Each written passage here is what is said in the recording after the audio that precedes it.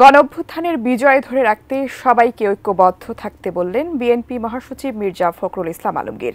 প্রায় এক দশক ধরে যুক্তরাষ্ট্রে নির্বাসিত সাংবাদিক মুশফিকুল ফজল আনসারীর সংবর্ধনা অনুষ্ঠানে তিনি বললেন, ঐক্য বিনষ্টের ষড়যন্ত্র চলছে এখনো।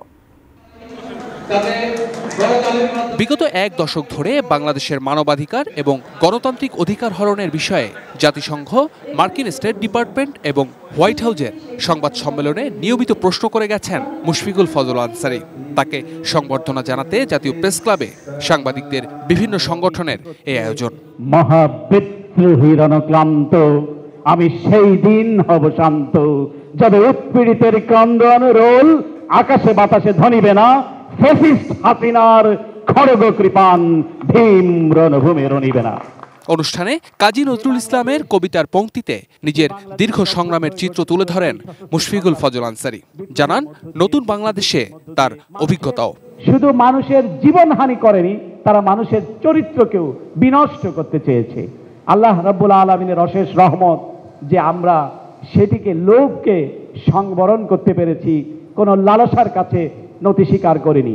এলো ভিশন মুশকিল আসান অফার। যে কোনো ব্র্যান্ডের পুরনো ফ্রিজ নিয়ে চলে আসুন ভিশন শোরুমে আর নিয়ে যান নতুন ভিশন ফ্রিজ 20% পর্যন্ত ছাড়। সংবর্ধনা অনুষ্ঠানে উপস্থিত ছিলেন বিএনপি মহাসচিব Mirza Fakhrul Islam Alamgir. Mushfiq is a hero আমাদের কাছে, এই দেশের মানুষের কাছে।